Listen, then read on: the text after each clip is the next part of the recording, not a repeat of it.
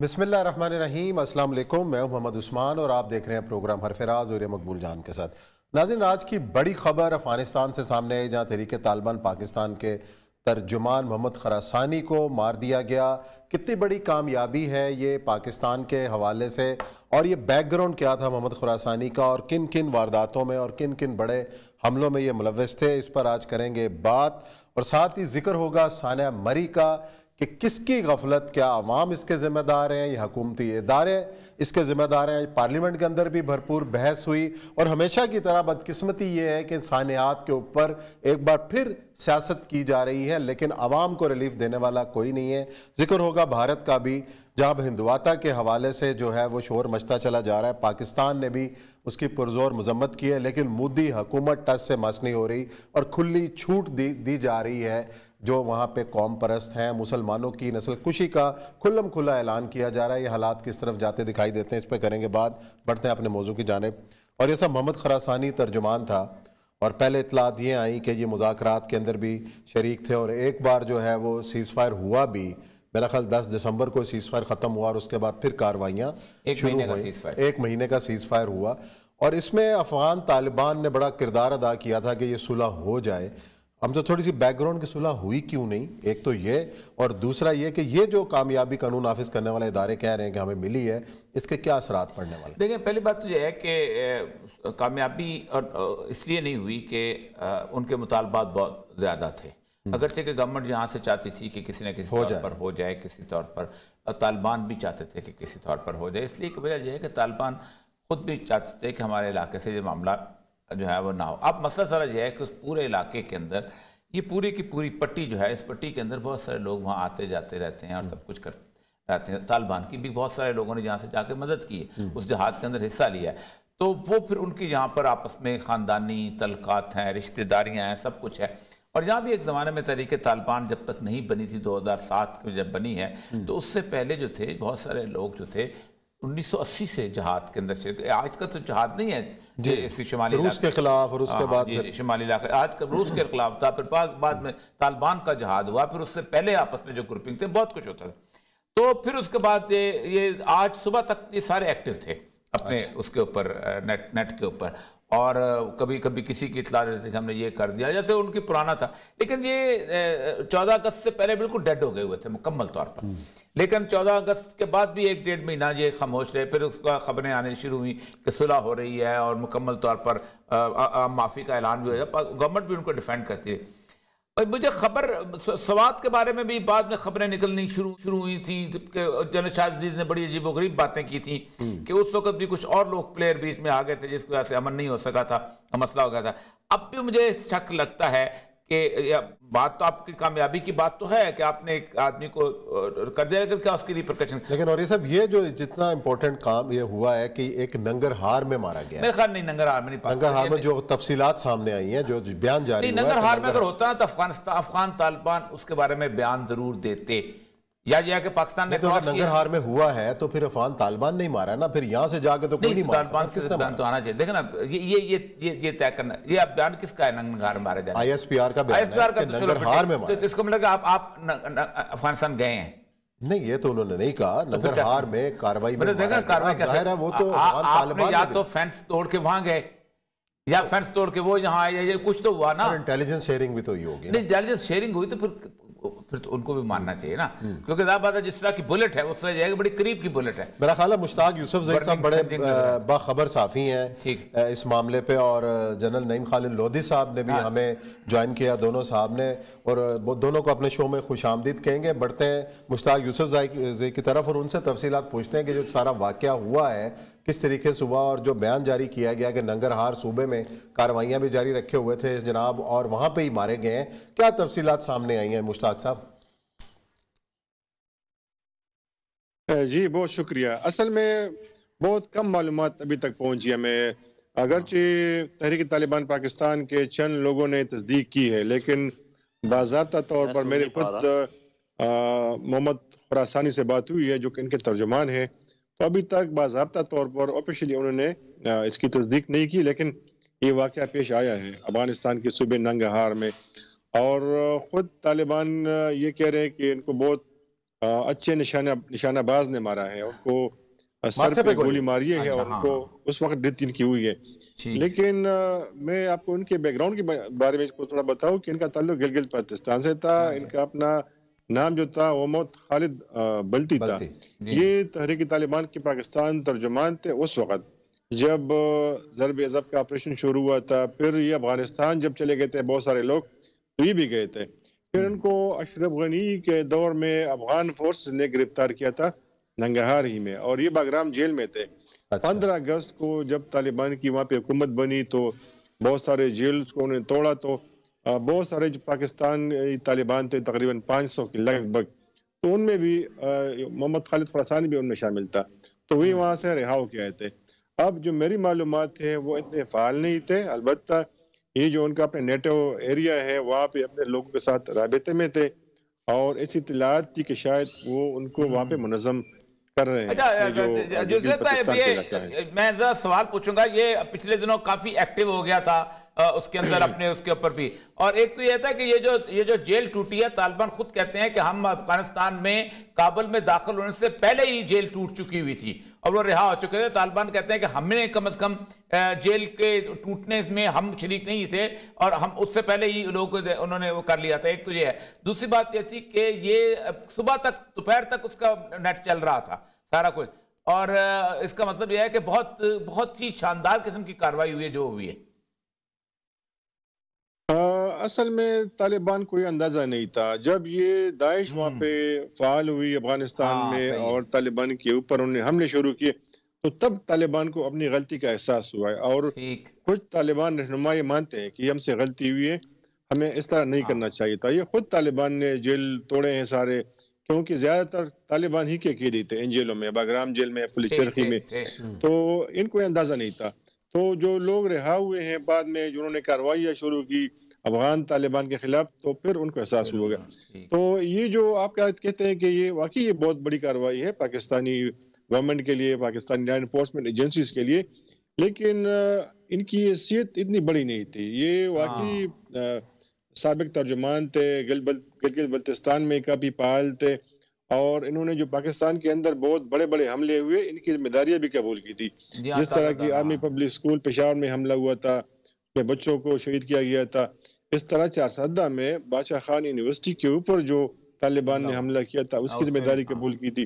जो कराची में हमला हुआ था, जो कामरा एयरबेस पे हमला हुआ था, तो इस तरह जो बड़े बड़े हमले हुए थे उनकी जिम्मेदारी कबूल की गई थी। लेकिन ये एक टाइटल है, ये जो जिस तरह अफगानिस्तान में अफगान तालिबान अपने तर्जुमान के लिए टाइटल इस्तेमाल करते हैं ज़बीउल्लाह मुजाहिद।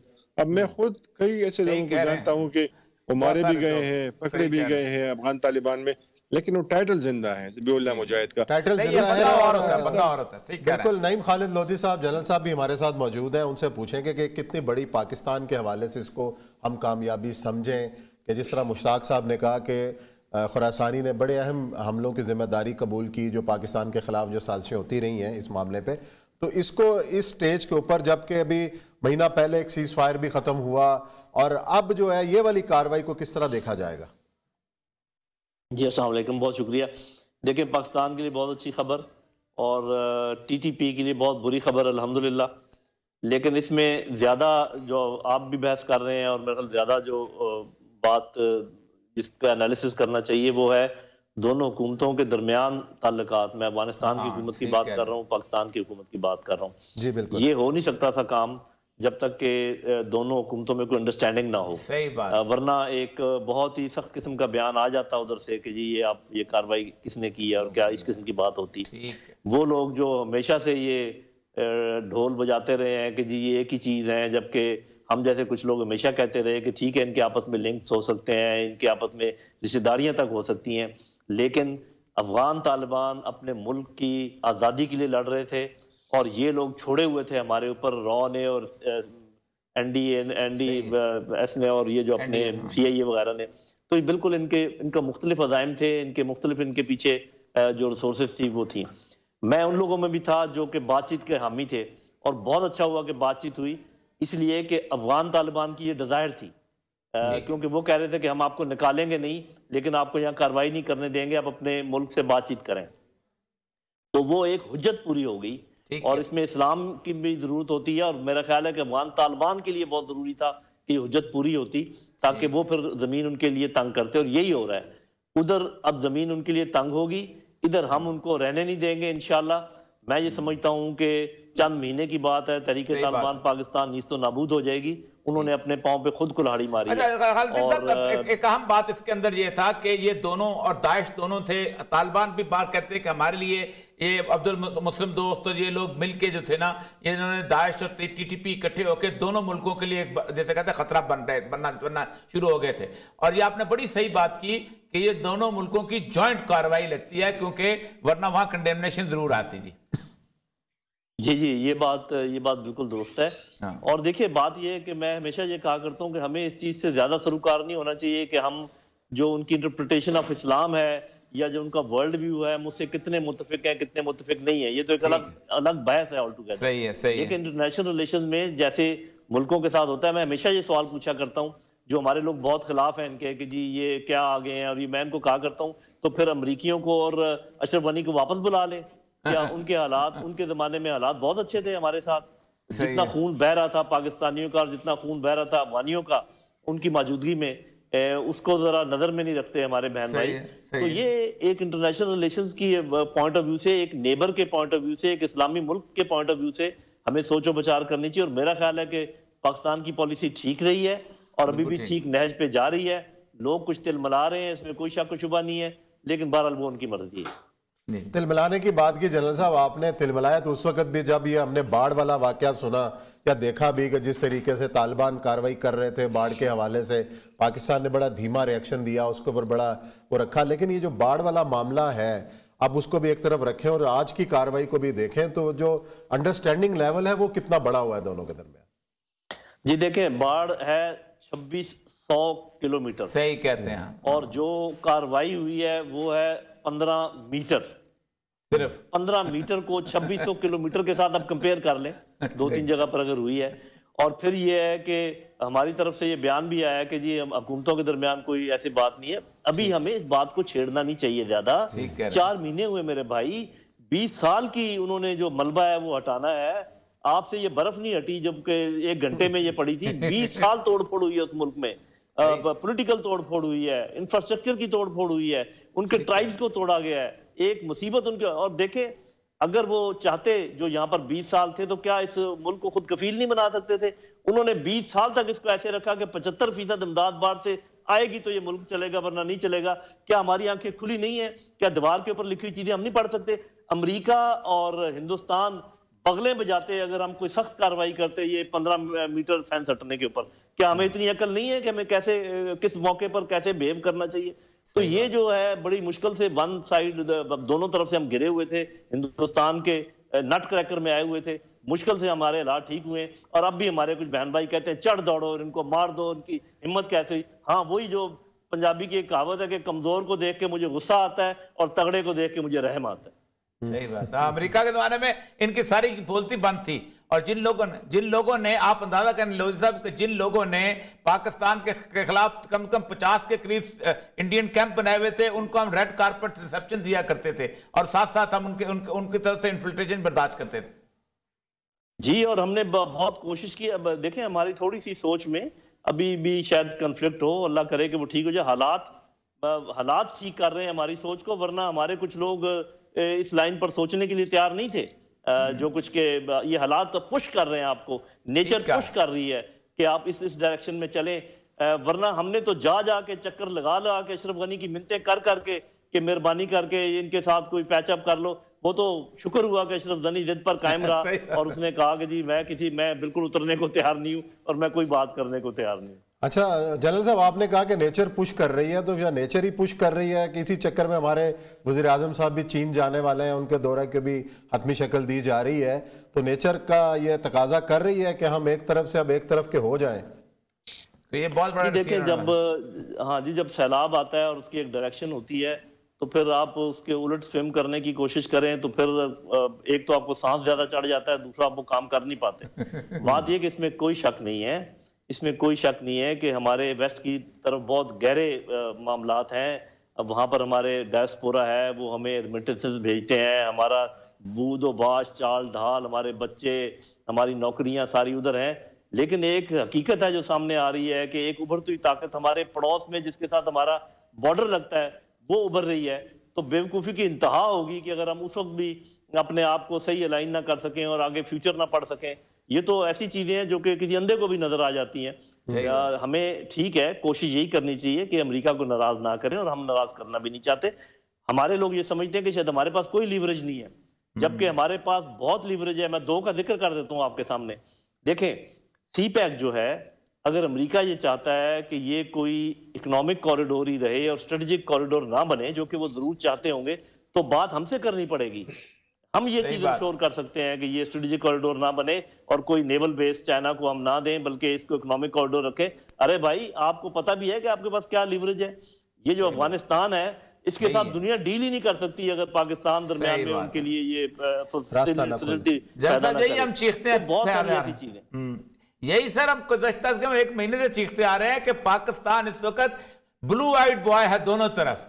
अगर आपको ताकत का पता हो, अपने अंदाजा। बिल्कुल। लेकिन मेरे भाई, बड़े ताकतों का सबसे बड़ा जो पावर है वो है परसेप्शन मैनेजमेंट। सही बात। वो लोगों के ज़हनों को के ऊपर ऐसी जलगार करते हैं कि जिसका कोई हद हिसाब नहीं होता। और पूरी, और आजकल सोशल मीडिया की तरफ से तो पूरी आपकी आबादी को जो ना उनकी सोच को इधर से उधर किया जा सकता है। मैं हमेशा अपने बहन भाइयों से कहा करता हूँ कि जब आपको कोई खबर मिले तो पहले चेक करें कि कहाँ से आई है। अभी मिसाल के तौर पर इसमें कोई शक नहीं कि इस वक्त सख्त तंग हालात से गुजर रहे हैं हमारे अफगान बहन भाई। उनको खुराक की कमी है, वहां पर सर्दी है।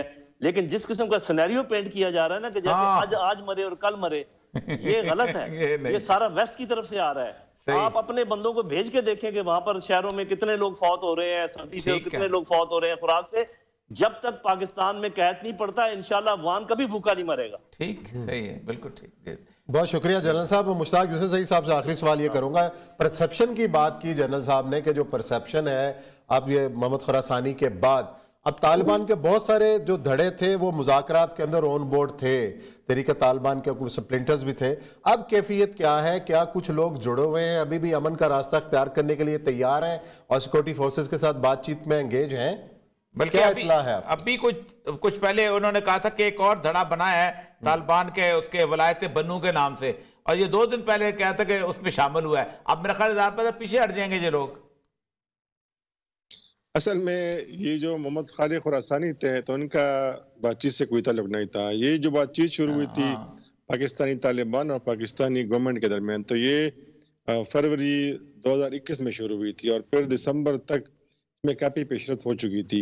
क्योंकि आपको पता है कि कंडीशनल थी और पाकिस्तानी तालिबान चाहते थे कि बातचीत आगे तब बढ़ेगी जब ये पाकिस्तानी गवर्नमेंट उनके 5 कैदी रिहा करे, जिनमें मुस्लिम खान थे, महमूद खान थे, मौलवी उमर थे और लतीफ़ मसूद थे। और 5वां जो कैदी है वो पाकिस्तान के पास नहीं है। नाम मुझे मालूम है लेकिन वो यहाँ नहीं है। तो फिर जो मेरी मालूमात थे वो यही थी कि पाकिस्तानी हुक्काम ने ये पेशकश की थी कि इनको भी हम रिहा करेंगे, ये 5 जो लोग हैं, और भी हमारे पास जो लोग हैं, तो कुल 102 के करीब हम लोग रिहा करेंगे। तो 42 के करीब लोग रिहा हो चुके थे। और मेरी मालूमात यही थी कि तो ये हुआ था कि जो 5 लोग हैं पाकिस्तानी तालिबान के अहम, इनको अफगानिस्तान शिफ्ट किया जाएगा, अफगान तालिबान के हवाले किया जाएगा।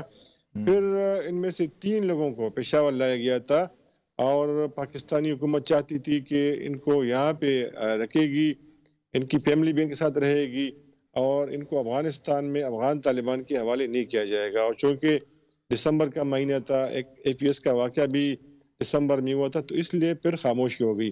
तो तालिबान ने इनकार किया था कि नहीं, ये हमारी शर्त है, बातचीत तब आगे जाएगी कि जब इन लोगों को हमारे हवाले किया जाएगा। तो फिर काफ़ी कोशिशें हुई, जो जरगा था उन्होंने भी बहुत कोशिशें की लेकिन कामयाब ना हो सकी। जो फिर जो तालिबान ने 9 नवंबर को 1 महीने के लिए सीज़फायर का ऐलान किया था, तो 9 दिसंबर को उन्होंने खत्म कर दिया। नाराज भी होते सब बहुत ज़्यादा याद।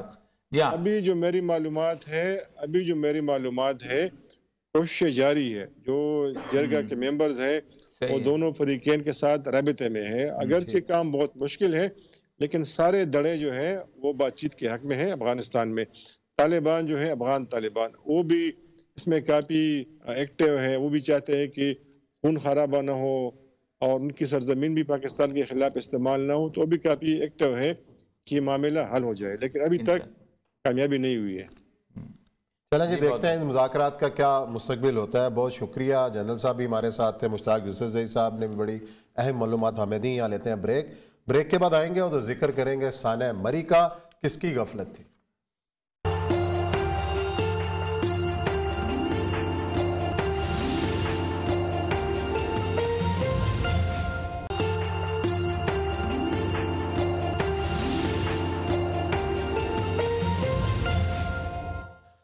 जी नाज़रीन, ब्रेक के बाद आपको खुशामदीद कहते हैं। बात करते हैं साना मरी की, जिसमें आज भी पार्लियामेंट के अंदर बड़ी बहस हुई और 2 दिन से हम देख रहे हैं किस तरीके से हुकूमती और अपोजिशन के रहनुमा इस साने के हवाले से सियासत करते हुए नज़र आते हैं। और बदकिस्मती है कि जब भी कोई बड़ा साना होता है कि बजाय इसके कि उसकी रूट कॉज तलाश की जाए, उसके ज़िम्मेदारों का तयन किया जाए, हम एक दूसरे के ख़िलाफ़ जो है पॉइंट स्कोरिंग में लगे रहते हैं। और साहब, इतना बड़ा साना हुआ और हमारे कई वज़रा तो इस बात पर भी खुशी मनाते रहे कि जनाब 1 लाख गाड़ी जो है वो दाखिल हुई है और ये माशी बहाली का एक बड़ा इशारा है कि सियाहत एक बड़ा बिजनेस बन गई है, लोग आसूदा हाल हैं तो जा रहे हैं। लेकिन किसी ने ये नहीं सोचा कि 1 लाख गाड़ी हमने दाखिल तो की, हम वहाँ फैसिलिटीज़ क्या दे रहे हैं। और आज भी वज़ीर आज़म ने यही कहा, आज भी वही वज़रा कह रहे हैं कि जनाब सियाहत तो बड़ी फल फूल गई है लेकिन इंफ्रास्ट्रक्चर हमारा 50 साल पुराना है, तो उसके ऊपर तवज्जो नहीं दी गई। क्या मामला? और आज भी फिक्सिंग इंफ्रास्ट्रक्चर का मौत के साथ कोई ताल्लुक नहीं। मैं जिस सूबे में 24 साल नौकरी करके आया हूं, उस सूबे में सबसे कम इंफ्रास्ट्रक्चर, सबसे ज्यादा बर्फबारी वहां पर। आप सोचें, कोयटा से शुरू हो जाएं, ज़ियारत का इलाका, संजावी का इलाका, योब का इलाका, लोडलाई का इलाका, चमन का इलाका, पशीन का इलाका, ये पूरा का पूरा रास्ता, साल में कभी कभी कोई एक गाड़ी ट्रैप होती थी, ट्रैप होके फंस जाती थी, वो बेचारा नहीं निकल पाता था, फिर भी उसको किसी किली में किसी जगह में साइड पे जाके वो आग वाग लगा के अपनी जिंदगी गुजारता, उसको पता होता था कि उसने बचना है सबसे बड़ी जिंदगी। एक बात ये। दूसरी बात यह है, पाकिस्तान की तबाही का आगाज मैं 50 दफा कहूंगा और खुल के कहूंगा, उस दिन होता है हर चीज का कि जब आप चीजों को उठा के मरकज में लेके जाते, सेंट्रलाइज कर दे। जिस दिन एनडीएमए बना था, मैंने 5 कॉलम लिखे थे, मैंने मीटिंग्स के अंदर खड़े होकर कहा था कि आप पाकिस्तान का इस वक्त डिजास्टर का तबाह बर्बाद कर रहे हैं। क्यों? होता क्या है, जब आप किसी मुल्क के अंदर बना कब था? जब जलजला आया था। जब जलजला आता है, एक फॉरेन एड शुरू हो जाती है, फिर फॉरेन एड के ऊपर हमारे रालें टपकना शुरू होती हैं। फिर जब रालें टपकना शुरू होती हैं तो हम कहते हैं कि हम बेसिकली बुनियादी तौर पे एक मरकज बनाएं। होता है ये है, दुनिया पर 9/11 जब हुआ उस्मान साहब, आपको पता है फायर फाइटर कहां से आए थे? क्या पेंटागन से आए थे? New York city. अंग्रेज ने, यार खुदा का खौफ करो, अंग्रेज ने गुजरात जैसे शहर में, लाला मूसा जैसे शहर में, वजीराबाद जैसे शहर में बकायदा फायर ब्रिगेड स्टेशन अलग बनाया होता था। हम बच्चे थे तो सिविल डिफेंस की ट्रेनिंग हमें दी जाती थी, बकायदा सिविल डिफेंस का महकमा था जिसको आपने तबाह बर्बाद कर दिया, खत्म कर दिया, आपने एनडीएमए में चले गए। होता क्या है? होता यह है कि आप उस वक्त, ये जो मरी था, मैं 70s में गया था पहली दफा, 71 या 2 में। आप देखें 70s के अंदर मुझे याद है कि वो चेन्स मिलती थी गाड़ियों को टायर पे अभी भी मिलती हैं। अच्छा, वो ट्रेन वो म्यूनिसिपल कमेटी देती थी, मरी म्यूनिसिपल कमेटी। अच्छा, फिर मरी म्यूनिसिपल कमेटी के वो होते थे अपना डोजर होते थे कोई जो साइड पे, फिर मरी म्यूनिसिपल कमेटी के साइड पे उनके पास एक बहुत बड़ा गोदाम होता था जिसके अंदर नमक पड़ा होता था। वो नमक आके बिखेरते रहते थे ताकि बर्फ पिघल जाए। ये काम ये कौन करता था? मरी एडमिनिस्ट्रेशन करती थी। होता क्या है, मरी एडमिनिस्ट्रेशन को पता होता है कि ये चीज होने वाली है, वो उस वक्त फौरी तौर पे लगती रहती है, इधर से बर्फ गिरी, इधर से गिरा, इधर से बर्फ गिरी, आगे पीछे बुलडोजर आगे पीछे घूमता रहता है, सड़क भी आगे पीछे चलती है। एक तो ये होता है। होता क्या है, तारीफ बड़ी मिलती है, सिविल एडमिनिस्ट्रेशन फेल हो गई, फलाना, ओ जी पाकिस्तान की आर्मी पहुंच गई, फौरन पहुंच गई, एनडी में पहुंच गई, क्या बात है, तालियां तालियां तालियां। अल्लाह के बंदो, जिस कामयाबी उस दिन होगी जब तुम सिविल एडमिनिस्ट्रेशन को सिविल एडमिनिस्ट्रेशन का सत्यानाश कर दिया हुआ तुम लोगों ने। 4 हेलीकॉप्टर खरीद लो, 5 बुलडोजर खरीद लो। हालत यह है कि जलजला आता है, इस्लामाबाद के गोदाउन से टेंट निकलते हैं कि खरान भेजो, फला भेजो। आज हर बंदा खड़े होकर कहता है कि जनाब देखें, जब सिविल एडमिनिस्ट्रेशन डिजास्टर हो जाता है तो पाकिस्तान आर्मी पहुंचती है। बिल्कुल ठीक है, पहुंचती है, लेकिन सिविल एडमिनिस्ट्रेशन का तबाह बर्बादी किसने की? सत्यानाश किसने किया? ये म्युनिसिपल कमेटी के छोटे से जैसे होता है ना, चीफ अफसर के पास का काम है, जिसको आप कहते हैं कि जर्नल करे, नहीं, जिसको कहते हैं वजीर करे। आज इसीलिए तो उसमें अथॉरिटी बना रहे हैं, कोसाट डेवलपमेंट अथॉरिटी, उसको जिले का दर्जा देने जा रहे हैं, जिला उसको बाख्तियार बना रहे हैं। मेरा ख्याल इसी सोच के तहत। देखिए मेरी बात, अयूब खान था ना, लोकल बॉडीज किस किस्म की थी, उसके अंदर एक वाइस चेयरमैन होता, चेयरमैन कौन होता था, डिप्टी कमिश्नर, असिस्टेंट कमिश्नर होता था। वो वाइस चेयरमैन बड़ी इंपॉर्टेंट चीज होती थी। आग लगती थी तो उससे वहां का फायर ब्रिगेड काम कर लेता होता था। वो स्नॉर्कल्स और ये छोटी छोटी जगहों पे आप सोचें कि लाहौर के, किसी पूछेंगे भी मेयर से, लाहौर के अंदर मोटरसाइकिल रखे होते थे उन्हें, क्योंकि वॉल सिटी के अंदर नहीं घुस सकते थे। अब क्या होता है, फलां से बुलाओ, ये बुलाओ, हेलीकॉप्टर आप करो। फौज को उस वक्त उतरना चाहिए जब पाकिस्तान की सारी एडमिनिस्ट्रेशन फेल हो जाए। अब क्या बताना चाहते हो? अच्छा हो, अब मैं पहली बात, एनडीएम में तोड़ देना चाहिए, फौरी तौर पे तोड़ देना चाहिए, या उसको सिर्फ और सिर्फ बियॉन्ड ह्यूमन कैपेसिटी डिजास्टर पे तमाम एनडीएम में कि जितने अगर टेंट हैं पूरे दुनिया पाकिस्तान के तकसीम कर दो, जितने डिबलोजन है पूरे पाकिस्तान में तकसीम कर। हर जो बंदा ने आप मुकामी हुकूमतें बनाने अच्छा, फिर और चीज, आप उनको बाख्तियार करें। और चीज बताओ, इसमें सबसे इंपॉर्टेंट चीज प्रिकॉशन होती है।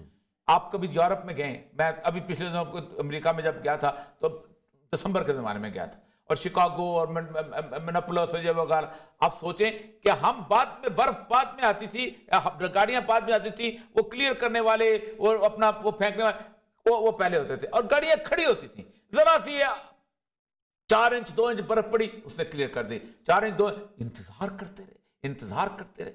इस मौत का जिम्मेदार मैं समझता हूं वो शख्स है और वो एडमिनिस्ट्रेशन है कि जिसने इसके पूरे सिस्टम को तबाह किया और फिर सिस्टम को आने नहीं दिया।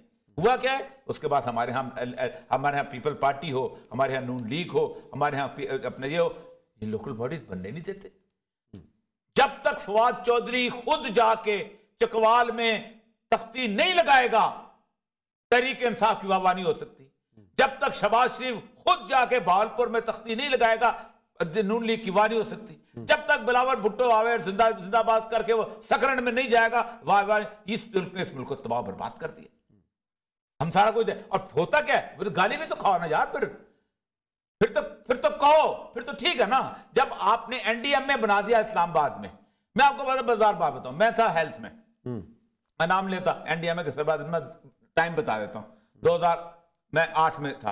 वो आपको याद होगा कि वो आया हुआ था अपना बर्ड फ्लू। अब बर्ड फ्लू में हुआ ये कि एक मानसेरे के एक बंदे को वो बर्ड फ्लू लग गया, और आपको पता है कि मैं खुद टीवी पे आया था, मैंने कहा था कि इससे दुआ करें, क्योंकि अगर खुदा ना खातो फैल गया तो हमारे लिए कोरोना तो कुछ चीज नहीं, 3/4 पॉपुलेशन मर गई। उसमें एनडीएम ने मीटिंग बुला ली, उन्होंने कहा जी क्या कर रहे हैं आप, क्या इंतजाम किया, ये किया वो किया फलां किया ये। उन्होंने कहा, मैंने कहा जी मसला सारा ये है कि इसमें लोकेशन वेक्टर लोकेट कर रहे हैं। हमें एक पता चला कि एक और जगह जाके कराची में उन्होंने वो मुर्गियां थी, आपको याद होगा हमने लाखों मुर्गियां वो दफन की थी। ठीक, हम तो पहले प्रिकॉशन करते हैं, चेक करते हैं, वो करते हैं, ये करते हैं, वो फलाते। मैंने कहा भाई साहब वो बर्ड फ्लू है, वो इंसान नहीं है, ठीक है, वो मुर्गी है, हम इसका प्रिकॉशन नहीं लेते। क्या हम इस वक्त उसको देख रहे हैं ना नेशनल लेवल की ये चीज बनती है। मैं अभी जाकर रिपोर्ट करनी है, मैंने हेलीकॉप्टर बाहर तैयार खड़ा है, मैंने कहा यही मसला है, ये जो हेलीकॉप्टर तैयार खड़ा है ना, इसने इस मुल्क का सत्यानाश किया। ये जो बाजार साहब भी हेलीकॉप्टर तैयार खड़ा है ना, मान साहब डिप्टी कमिश्नर के ऊपर किसी बंदे को वहां जाना ही नहीं चाहिए तस्वीरें खिंचवाने के लिए। आपको पता है उसने एक बंदा वजीर चला गया था फ्रांस के अंदर देखने के लिए, तो उन्होंने प्रेस ने कहा था तुम डिस्टर्ब करने आए लोगों को, मरीजों को, तुम तमाशा बनाने आए लोगों को, हम देख रहे हैं, हम ये कर रहे हैं। फौरन ऑर्डर कर दिया गया, फौरन ये इतने खेमे दे दो, डिस्ट्रिक्ट एडमिनिस्ट्रेशन खेमे दे। ये है असल मसला, ये है क्रक्स ऑफ द प्रॉब्लम।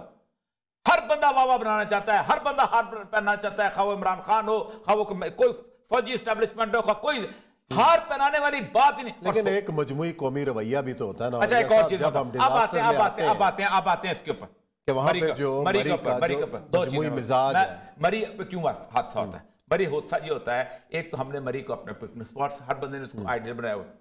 मरी में जिस वक्त इन द शुरू में कोहरा जब होता था, आपको पता है कि मरी में एक छरा पानी के पास गाड़ियां रुकती थी। माल रोड पे गाड़ी नहीं आने दी जाती थी, बल्कि मरी में गाड़ी नहीं आने दी जाती थी। अब उसके लिए होगा क्या, होता क्या है, आप जिस वक्त कोर कमांडर की गाड़ी वहां लेके जाते हैं, वजीर आला की गाड़ी वहां लेके जाते हैं, वजीर आजम का हेलीकॉप्टर वहां जाता है, तो फिर लोग कहते हैं कि हम भी हैं। फिर आपको देनी पड़ती है, फिर आपको रिएक्शन बर्दाश्त करना पड़ता है। आप देखें, मैं गया था इंडिया, ताजमहल उन्होंने ठीक किया, सुप्रीम कोर्ट के ऑर्डर पे किया। तो मैं डीजी आर्कियोलॉजी था, तो डीजी आर्कियोलॉजी जो मेरे साथ था मुझे उसने कहा सर गाड़ी इधर रुकेगी तो आपको हम वो बैटरी ऑपरेटेड गाड़ी में ताजमहल लेके जाएंगे। मैंने कहा मैं जहाँ डीजी आर्कियोलॉजी जैसे हमारा रवैया होता है, मैं कहा शाही किले के अंदर गड्डी ले, कहता हम भी ले जाते थे, लेकिन सुप्रीम कोर्ट ने कहा, कहता हम परवेज मुशर्रफ को बैटरी ऑपरेटेड गाड़ी में लेके गए हैं। परवेज मुशर्रफ इंडिया में बैटरी ऑपरेटेड गाड़ी में जाता है, मरी में नहीं जा सकता। ऐसे ही है, लेकिन इसमें जो तजावीज आती हैं कि आपने मरी को एक स्पॉट बनाया हुआ है, सर रोक लें। कितना आसान है कि आप एक केबल कार शुरू कर दें, इस्लामाबाद से नीचे से शुरू करें, आप बाराकऊ से केबल कार तो लगती है उस्मान साहब, ये पार्किंग तो आप एक जगह बना सकते हैं। नहीं, पार्किंग जैसे आप देखें ना, कुआलालंपुर से जेंटिन आइलैंड जाते हैं तो साइड पे पार्किंग प्लाजे बने हुए, अपनी गाड़ी पार्क करें, उस पे बैठें, और वो जो स्पॉट है उसमें बैटरी होगा क्या, होता क्या हमारे यहाँ हो क्या। अब जो हमने वो बड़ी बड़े कितने हादसे वहां हो रहे हैं, ना मेंटेनेंस की कोई करता है, ना किसी और चीज की करता है, ना कोई रिस्पॉन्सिबल। और एक और चीज, बाकायदा इन होटल्स का इंक्वायरी होनी चाहिए। जिस होटल ने लिया है, कम से कम टीवी बंद होता है ना 1 महीने के लिए, होटल बंद करे, कौन 50,000 लेता रहा, इंक्वायरी कंप्लीट पूरे 1 महीने के लिए, अच्छा, सीजन में बंद करे। अच्छी मिसालें भी हैं, बहुत सारे होटल्स वालों ने अपने दरवाजे खोले भी हैं, खोले ही, ठीक है, और उन्होंने किया भी। अब अच्छा चंद एक लोगों की वजह से अगर सारी कम्युनिटी बदनाम हो रही है, ये भी ठीक नहीं है, जिसके लेकिन भी उनके खिलाफ इंक्वायरी होनी चाहिए। मैं मुजरिम की बात कर रहा हूं, मुजरिम को अगर सजा आपने ना दी, ईमानदार को भी कोई तारीफ नहीं करेगा। और फिर यहाँ पे उन लोगों की भी तारीफ, फौज के साथ जो खिदमत है या वो बाकी मुस्लिम अब देखें, अब एक और चीज सारे निकले। अब देखें कौन सी एनजीओ पहुंची है, कौन सी एनजीओ 50-50 हजार रुपए तनख्वाह लेने वाली पहुंची है, सवाल ही पैदा। कोई सारे मौलवी पहुंचे हैं गाली देने के लिए। पाकिस्तान का मीडिया मौलवी को आ जाएगा, गाली देने वाला मीडिया, चलो आर्मी को आ जाएगा। आर्मी वाले पहुंचे हैं, मतलब देखे रेस्क्यू वाले पुलिस के भी हैं, लेकिन पहुंचते नहीं है। पुलिस वालों ने बड़ा काम किया, वो हमने देखे हैं मनाजिर जो भी है, और मरी डेवलपमेंट अथॉरिटी वाले अफसरान भी सारे दे दो, पुलिस वाले इसमें शहीद भी हुए हैं, और जो खासतौर पे ऐसे ही उसकी पूरी फैमिली उसके अंदर मैंने रब्ता किया बहुत। सबके लिए हम दुआ करते हैं कि अल्लाह ताला जो है ना उनकी मनाजिल आसान करे, लवाकिन को सब्र जमील अता फरमाए। यहाँ लेते हैं ब्रेक के बाद आएंगे तो जिक्र करेंगे कुछ भारत का।